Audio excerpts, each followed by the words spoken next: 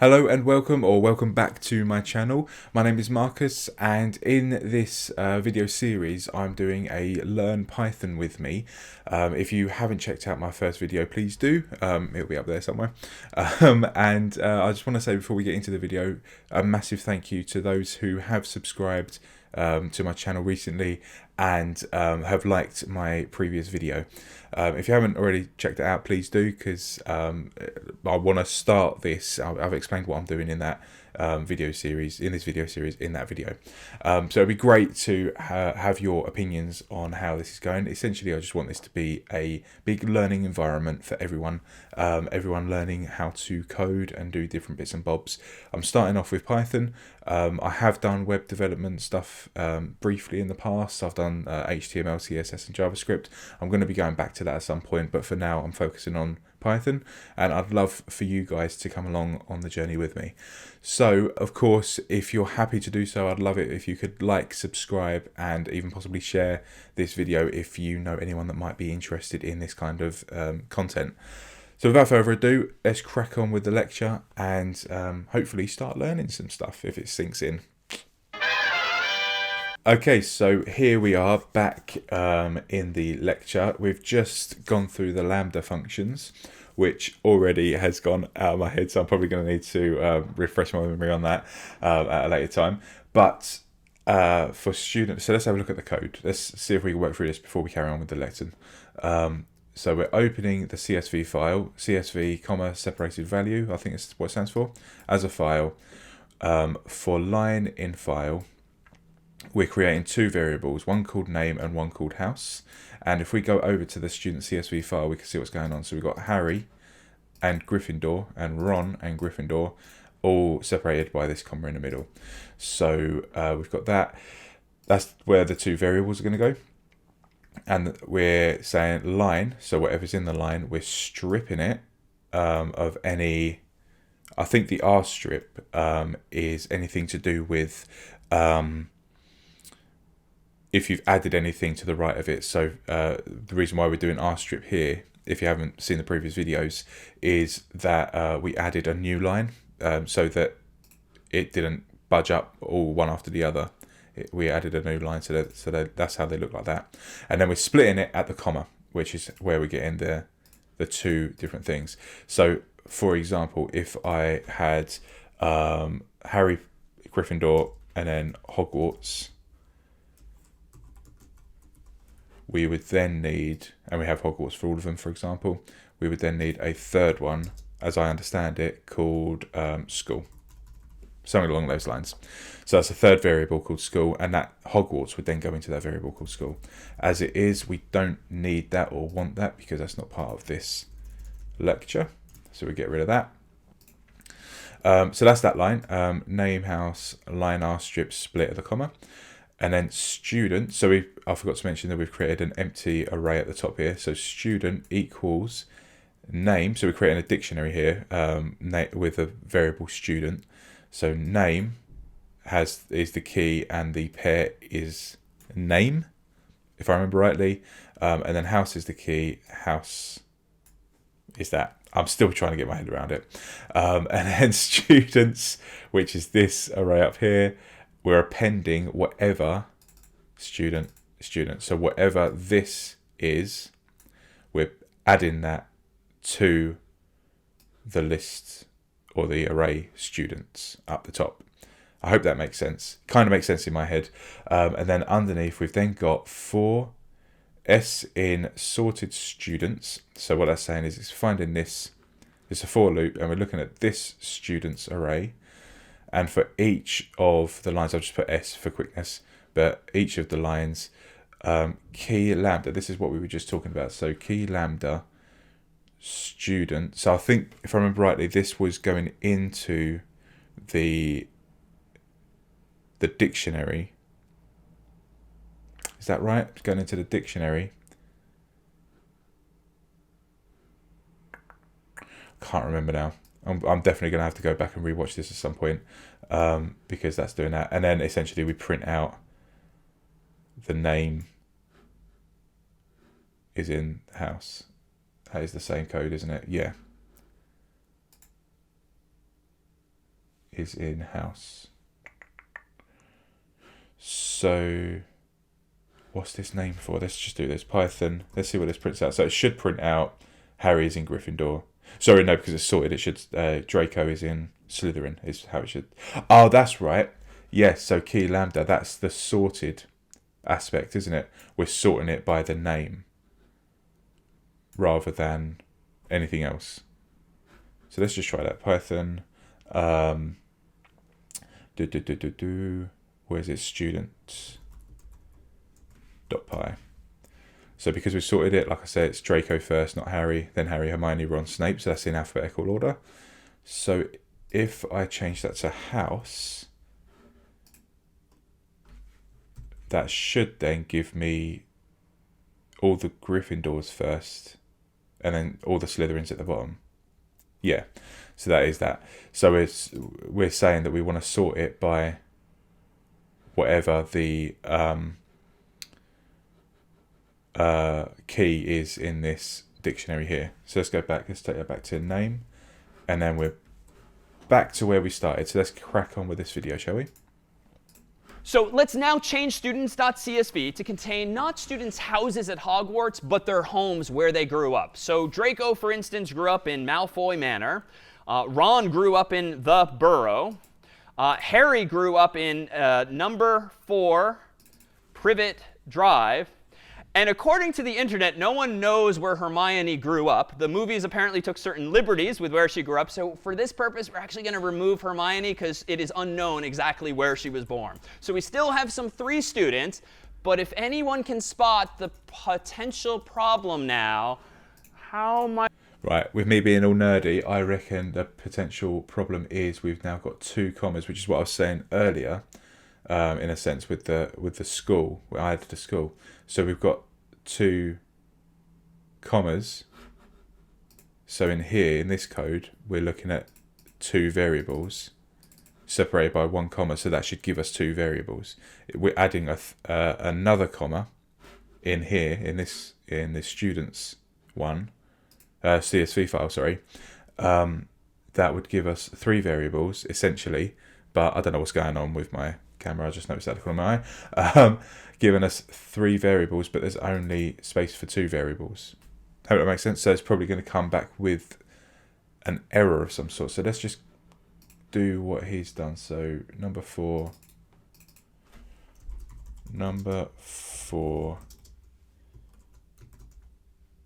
Privet. No, that's not how you spell Privet. Is it 2 V's? No, 1. Privet Drive. As if it matters. Ron is the Burrow.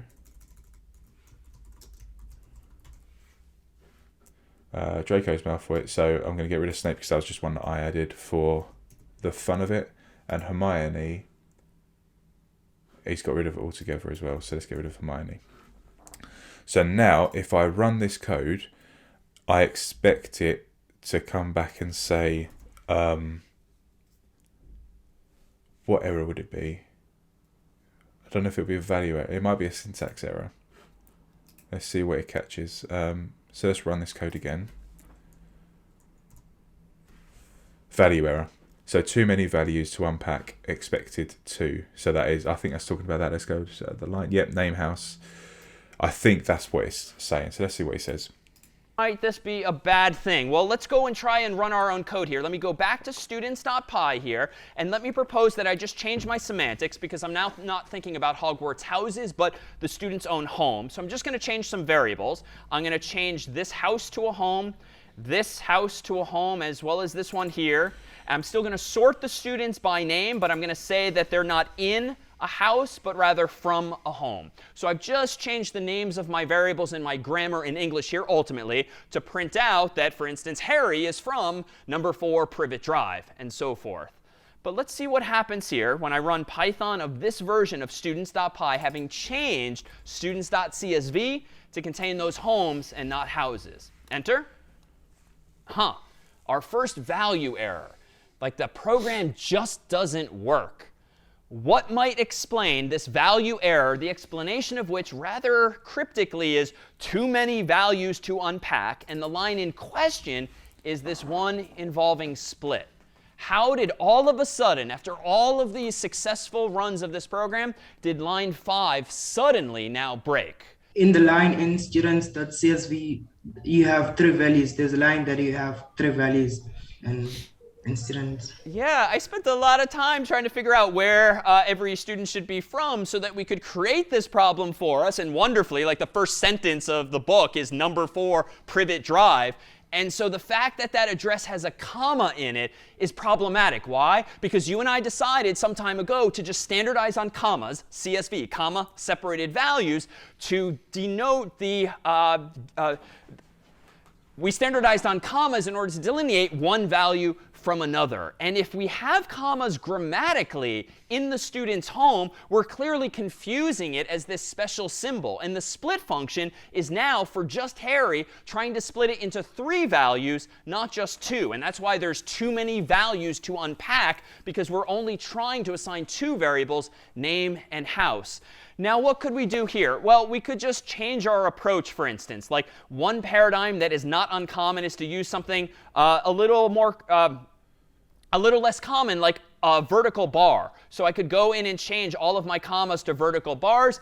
That too could eventually come back to bite us, in that if my file eventually has vertical bars somewhere, it might still break. So maybe that's not the best approach. I could maybe do something like this. I could escape the data, as I've done in the past, and maybe I could put quotes around any English string that itself contains a comma. And that's fine. I could do that, but then my code, students.py, is going to have to change too, because I can't just naively split on a comma now. I'm going to have to be smarter about it. I'm going to have to take into account split only on the commas that are not inside of quotes. And it's getting complicated fast.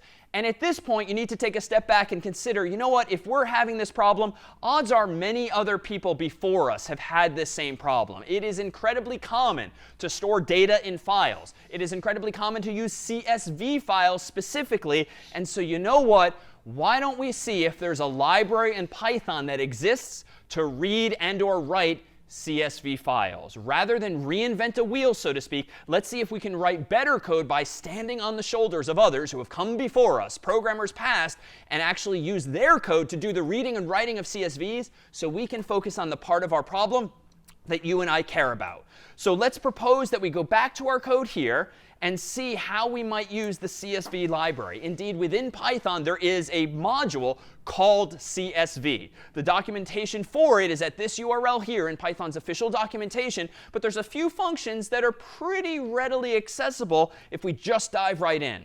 And let me propose that we do this. Let me go back to my code here. And instead of reinventing this wheel and reading the file line by line and splitting on commas and dealing now with quotes and privet drives and so forth, let's do this instead. At the start of my program, let me go up and import the CSV module. Let's use this library that someone else has written that's dealing with all of these corner cases, if you will.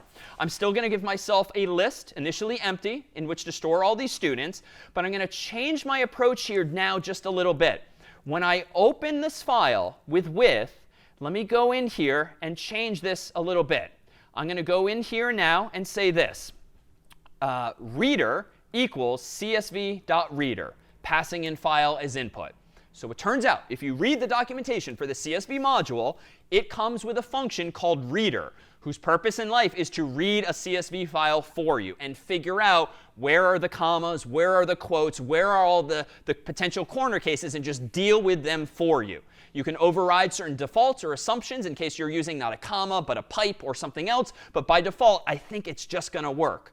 Now, how do I iterate over a reader and not the raw file itself? It's almost the same. The library allows you still to do this. For each row in the reader.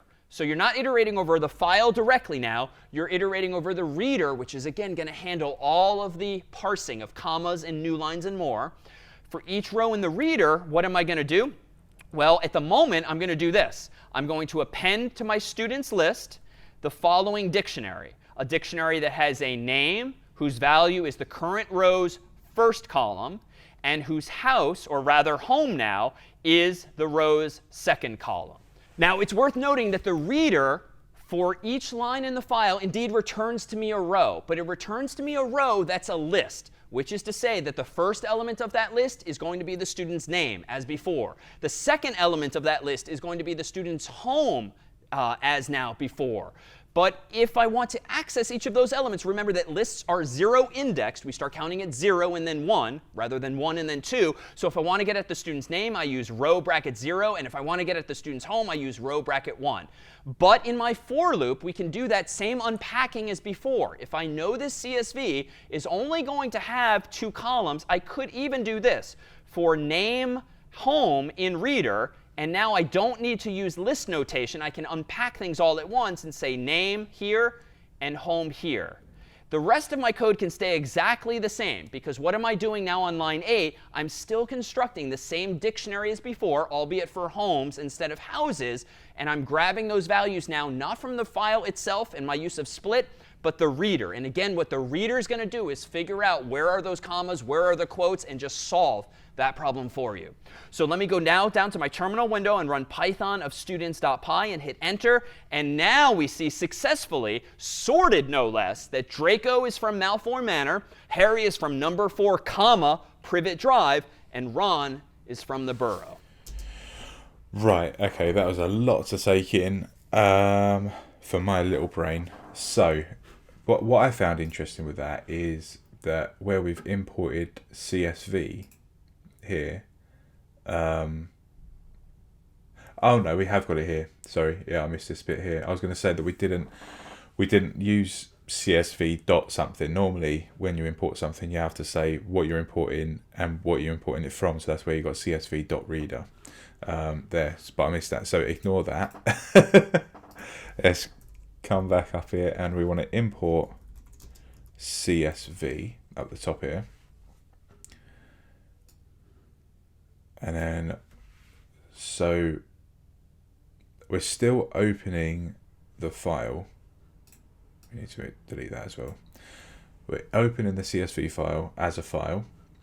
And then we're creating a variable called reader, which is equal to CSV.reader. And we're putting in the file. Right, so that makes sense so far. For, and then we just create another for loop. And I found this bit really interesting, the fact that you can do like the variables within the for loop, if that makes sense, like in that line. That, I thought that was really interesting. So for name, home, in, and then we go into the reader, which is the reader variable, or the variable reader. And then we're just doing the same append, exactly the same as before. So name, colon, name. Whoop. And then it's comma, isn't it? Yeah, it's comma separating it. And then we're doing home now rather than house. And so we're appending it. So one thing I did try, I tried rewriting my own code similar to this, just doing like random names. And what I found interesting, if I just cut that for a sec, and I try to print out just the students list, it comes up with an error. So let's actually, before I do that, let's just make sure that code works. It doesn't. So where's that? Student append name. Oh yeah, I did a comma rather than a colon. Nope. For name, home in reader.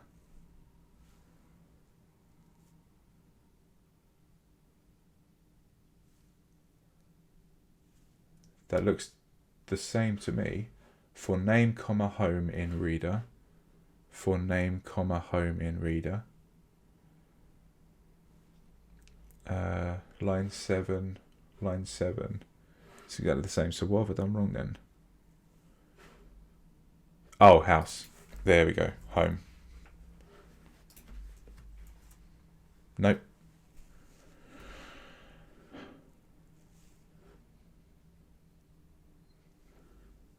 So why is that not working for me then? So we're importing CSV at the top. we create an empty array on line 3.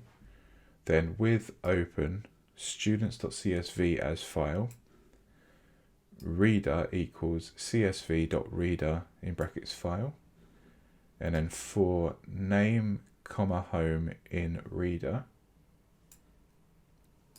colon students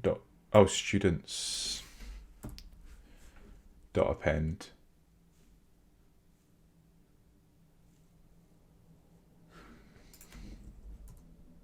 nope, still not working. Students dot append name home.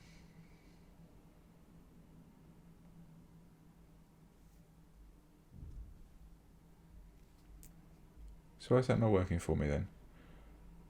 So what did he do before? He did I suppose it doesn't really matter. It could just be it was line or something, wasn't it? Or row. That was it. It was row. And which one was it that he changed? Second one. I thought it was. Row 0. I hope I'm not the only one that this is confusing for. Probably am, to be fair. So let's try that again. So that works. So how come that didn't work for me then, but it did work for him? Don't know. Anyway, let's leave that there. Going back to what I was saying earlier, if I cut this, and in my mind, so it's probably going to work now because it's a different code, but in my mind it should, because we're doing students.append, it should be appending it in the list, and it should spit it all out. If I say here print and then students, like so, when I run that, it should spit out. Yeah, it does. For me, it wasn't doing that before. It was just doing the same one over and over again. So in this instance, it would have been Harry, if that makes sense. But it didn't do it that time, so I must have just done something wrong in my other code. Anyway, let's crack on. Where are those commas? Where are the quotes? And just solve that problem for you. So let me go now down to my terminal window and run Python of students.py and hit enter. And now we see successfully, sorted no less, that Draco is from Malform Manor, Harry is from number 4, comma, Privet Drive, and Ron is from the Borough.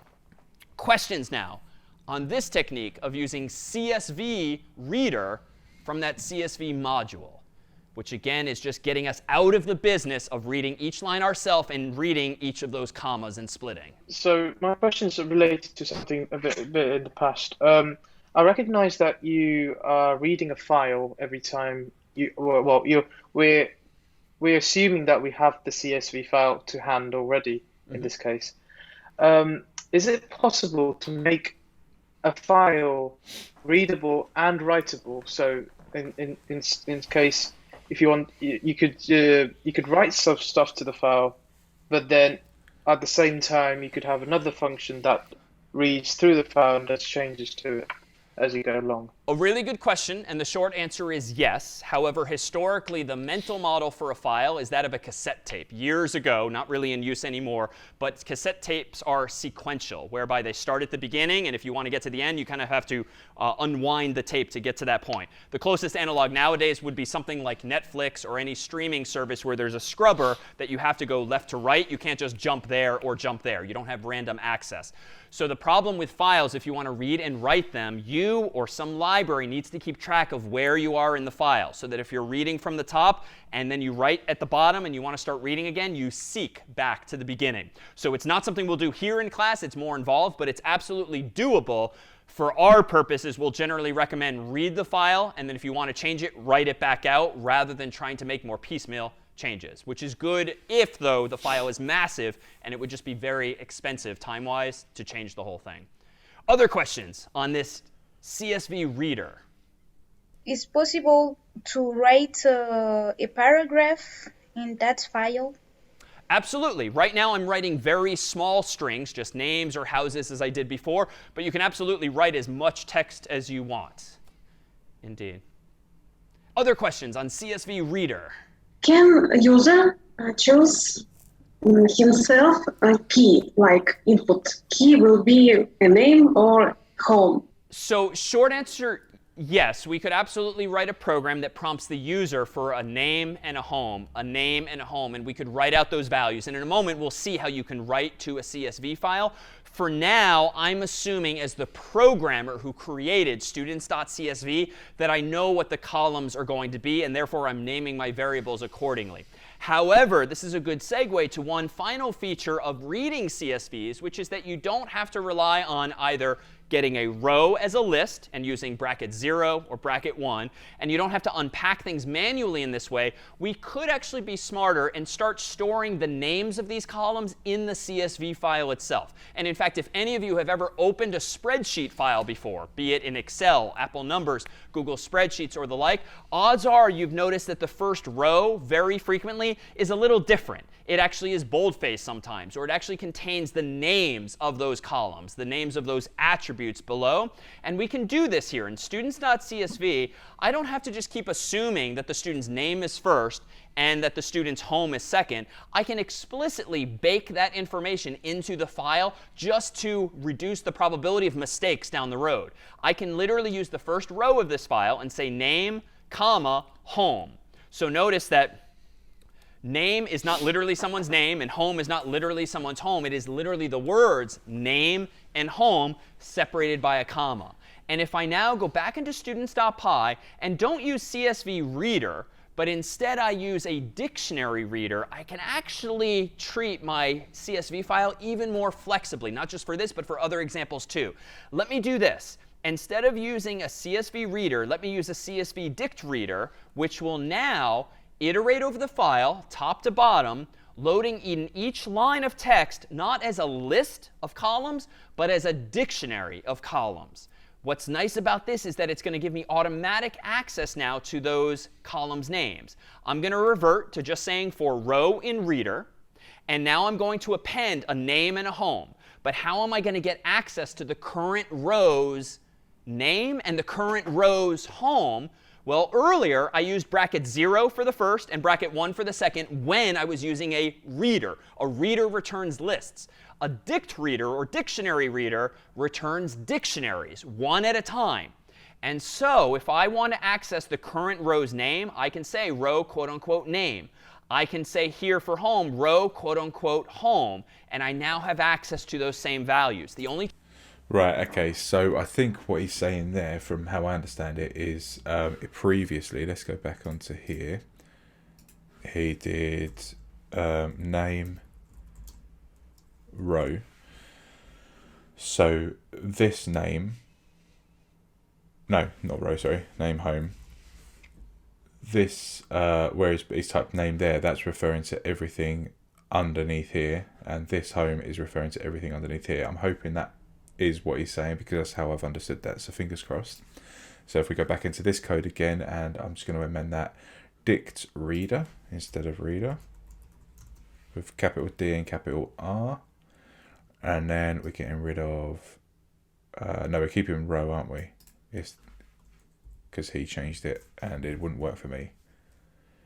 Incidentally, if you saw that and you know why that didn't work for me, please feel free to let me know in the comments, because I have no idea why that wasn't working for me, because everything, it looked identical from what I could see.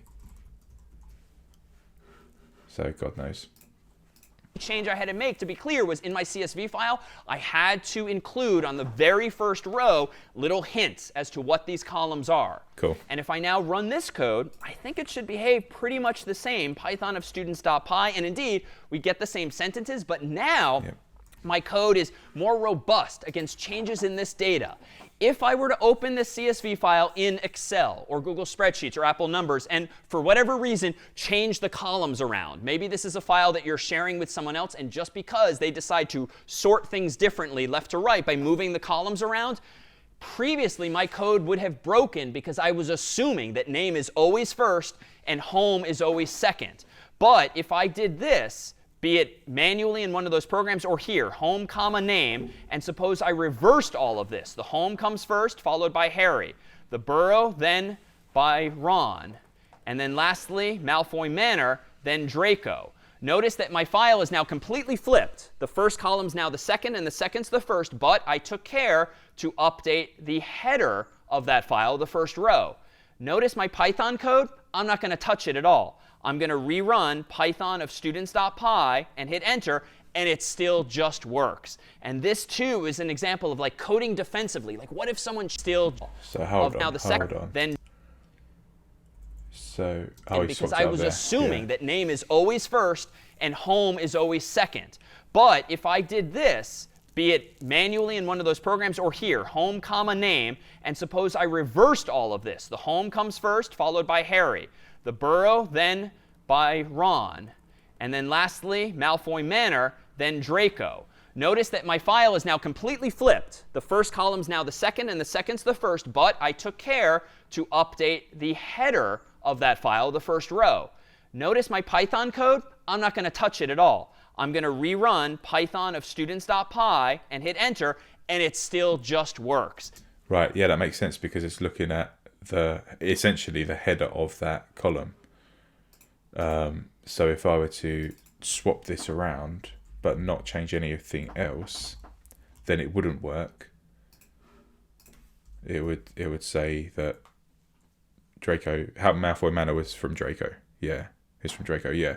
So I need to make sure that, yeah, all of that makes sense then. That's quite straightforward.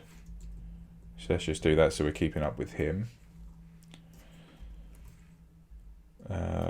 Ron. And Draco.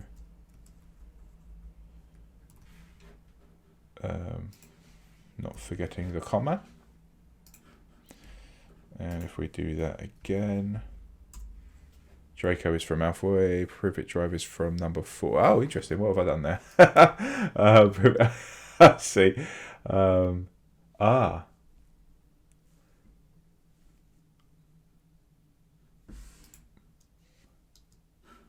So Privet Drive is from number 4. Okay, let's see where his code. Yep, so he's put quotes around it. I missed that bit. It's important to put the quotes around that because it's got a comma in it. And now it's working. Yay. Right, let's crack on. Your data file, ideally that won't happen, but even if it does now, because I'm using a dictionary reader that's going to infer from that first row for me what the columns are called, my code just keeps working. And so it keeps getting, if you will, better and better. Any questions now on this approach? Yeah, what is the importance of new line in CSV file? What's the importance of the new line in the CSV file? It's partly a convention. In the world of text files, we humans have just been for decades in the habit of storing data line by line. It's visually convenient. It's just easy to extract from the file because you just look for the new lines. So the new line just separates some data from some other data. We could use any other symbol on the keyboard, but it's just common to hit enter to just move the data to the next line. Just a convention. Other questions? It seems to be working fine if you just have name and home. I'm wondering what will happen if you want to put in more data. Say you wanted to add a house to both the name and the home. Sure, if you wanted to add the house back. So if I go in here and add house last, and I go here and say Gryffindor for Harry, Gryffindor for Ron, and Slytherin for Draco. Now I have 3 columns effectively, if you will. Home on the left, name in the middle, house on the right, each separated by commas with weird things like number 4, comma, Privet Drive, still quoted. Notice if I go back to students.py and I don't change the code at all and run Python of students.py, it still just works. And this is what's so powerful about a dictionary reader. It can change over time. It can have more and more columns. Your existing code is not going to break. Your code would break, would be much more fragile, so to speak, if you were making assumptions like the first column's always going to be name. The second column's always going to be house. Things will break fast if those assumptions break down. So not a problem in this case. Well, let me propose that besides reading CSVs, let's at least take a peek at how we might write a CSV too. If you're writing a program in which you want to store not just students' names, but maybe their homes as well in a file, how can we keep adding to this file? Let me go ahead and delete the contents of students.csv and just re-add a single simple row, name, comma, home. Right, so what I tend to do, if you haven't seen my videos before, or previous video, I've only done one other one so far, is I comment out, oh, can you not comment out like that with CSV? Interesting. Okay. What am I going to do here then? I am going to cut this and I'm going to create a code called students_1.csv. The reason I do this is just so that I've got the code to go back to, so it's easy. I don't have to scrub through the videos and find it. So we've got that. I can close that now. Just as a little reminder for me. So as to anticipate inserting more names and homes into this file. And then let me go to students.py, and let me just start fresh so as to write out data this time. I'm still going to go ahead and import CSV. I'm going to go ahead now and prompt the user for their name. So input, quote unquote, what's your name, question mark. And I'm going to go ahead and prompt the user for their home. So home equals input, quote unquote, where's your home, question mark. Now I'm going to go ahead and open the file, but this time for writing instead of reading, as follows. With open, quote unquote, students.csv, I'm going to open it in append mode so that I keep adding more and more students and homes to the file rather than just overwriting the entire file itself. And I'm going to use a variable name of file. I'm then going to go ahead and give myself a variable called writer. And I'm going to set it equal to the return value of another function in the CSV module called CSV DictWriter. And that writer function takes as its sole argument the file variable there. Now I'm going to go ahead and just do this. I'm going to say writer.writeRow, and I'm going to pass into writeRow the line that I want to write to the file, specifically as a list. So I'm going to give this a list of name, comma, home, which of course are the contents of those variables. Now I'm going to go ahead and save the file. I'm going to go ahead and rerun Python of students.py, hit enter, and what's your name? Well, let me go ahead and type in Harry as my name, and number 4, comma, Privet Drive, enter. Now notice that input itself did have a comma, and so if I go to my CSV file now, notice that it's automatically been quoted for me so that subsequent reads from this file don't confuse that comma with the actual comma between Harry and his home. Well, let me go ahead and run it a couple of more times. So that's really handy to know that it automatically adds the quotation marks around it.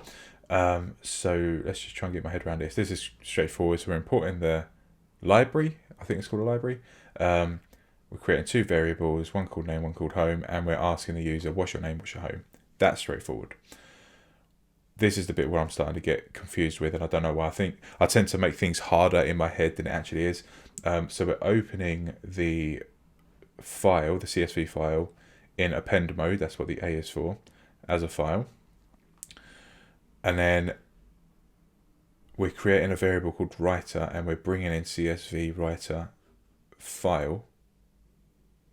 So essentially, I think what that's saying is we're opening the file to write to it, if that makes sense. I think that's making sense in my head. And then writer, write row, name, and home. I was going to click on his tab. It's not going to work. If I go over to my tab, that will work.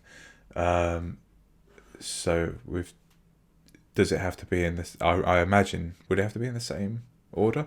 Let's try it. Let's see if it has to be in this, if it has to be name, comma, home, if that's what we're asking for. I imagine it wouldn't, because because it's going to link it. But let's have a look. Let's see what happens. So if I say import, we're importing CSV, and name equals input, what's your name, with a space, and then home equals input, what's your home,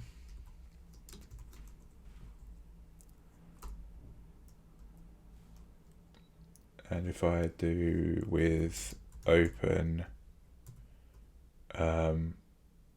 student CSV dot CSV, comma A. Need to remember the comma A because we're opening in append mode as file. Then we need a colon at the end. Yep, we do. And then we're creating a variable called writer equals CSV dot writer, and we're passing the file through that, and then writer dot right row. Whoop. Right row. So this is the bit that I was curious about. I'm going to do name first, comma home, and if I run that, I'm hoping, what's your name, Harry, number for Privet Drive, all looking good so far. Yep. Oh, it's left a gap for me. Is that because my cursor was there? I wonder. Huh, not sure. Anyway, so now if I swap that round and have home first and then name second, and I'll do the same thing, Ron, and I can't even remember where he was from now. Code. I know I should have left it open. Student one. Whoop. Is it students one? Oh no, I can't do that, can I? What am I doing? What's your home? The Burrows, I think it was. Burrows.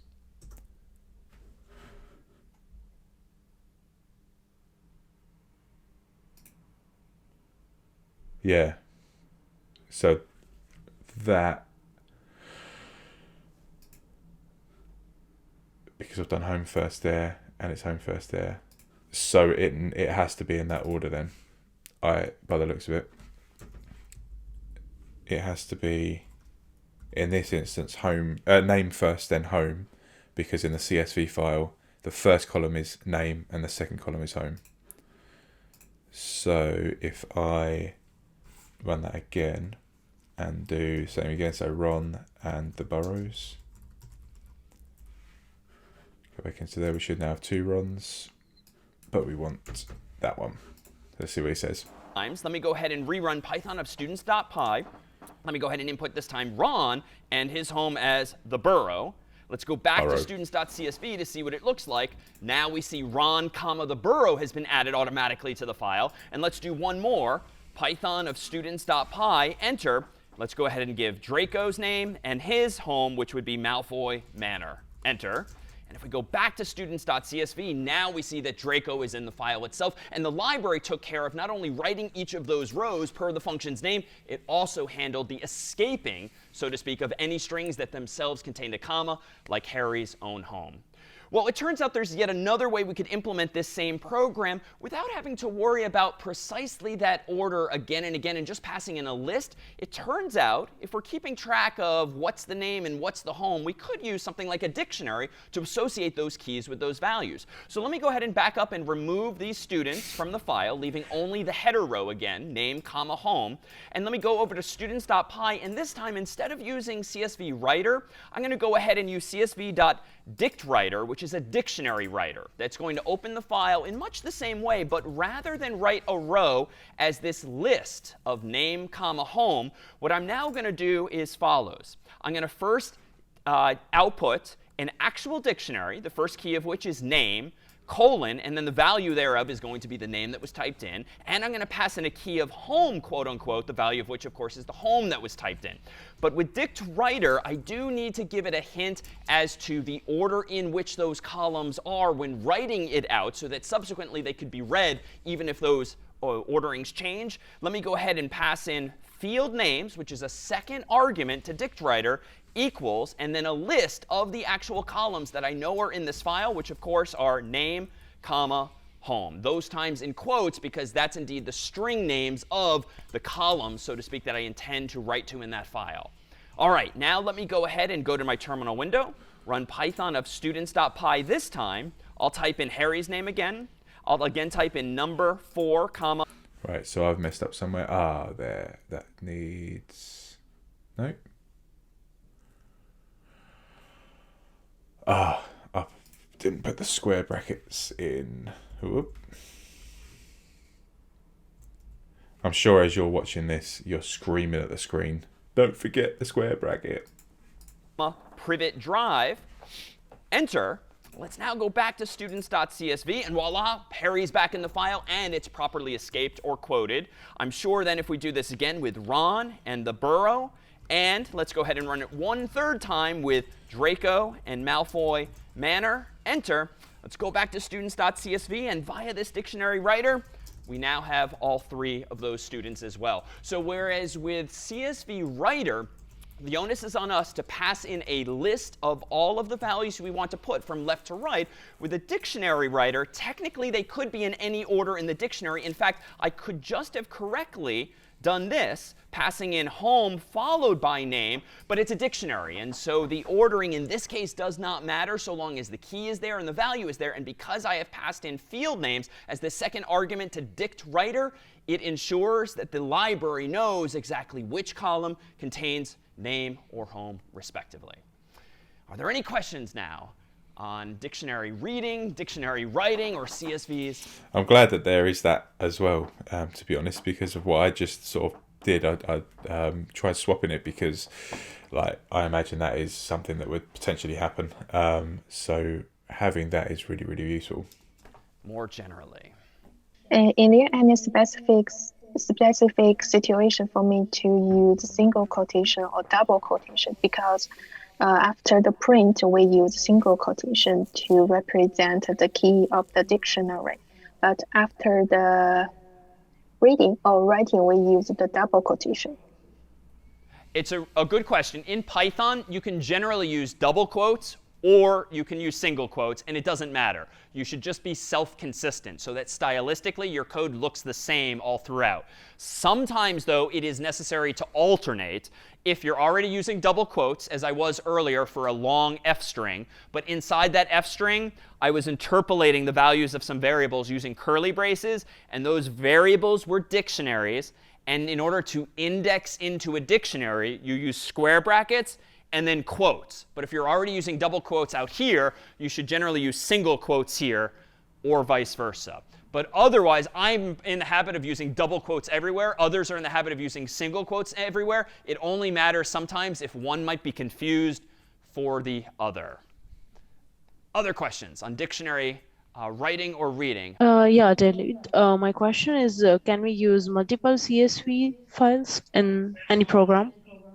Absolutely. You can use as many CSV files as you want, and it's just one of the formats that you can use to save data. Other questions on CSVs or file I/O? Thanks for taking my question. So when you're reading from the file, you had the as a dictionary, you had the fields called. Couldn't you just call when you're reading? Couldn't you just call the row? In the previous version of the students .py file, when you're reading each row, you were splitting out the fields by name. Yeah. So when you're appending to the students list, can you just call for row in reader students.append row rather than naming each of the fields? Oh, very clever. Short answer, yes. Insofar as DictReader returns one dictionary at a time, when you loop over it, row is already going to be a dictionary. So yes, you could actually get away with doing this, and the effect would really be the same in this case. Good observation. How about one more question on CSVs? Yeah, when reading in CSVs from my past work with data, a lot of things can go wrong. I don't know if it's a fair question that you can answer in a few sentences, but are there any best practices to double check that sort of no mistakes occurred? It's a really good question. And I would say in general, if you're using code to generate the CSVs and to read the CSVs, and you're using a good library, theoretically, nothing should go wrong. It should be 100% correct if the libraries are 100% correct. You and I tend to be the problem. Like when you let a human touch the CSV, or when Excel or Apple Numbers or some other tools involved that might not be aligned with your code's expectations, things then, yes, can break. The goal, really, sometimes, honestly, the solution is manual fixes. You go in and fix the CSV, or you have a lot of error checking, or you have a lot of try, except just to tolerate mistakes in the data. But generally, I would say if you're using CSV or any file format internally to a program to both read and write it, you shouldn't have concerns there. You and I, the humans, are the problem, generally speaking, and not the programmers, the users of those files instead. Usually the way.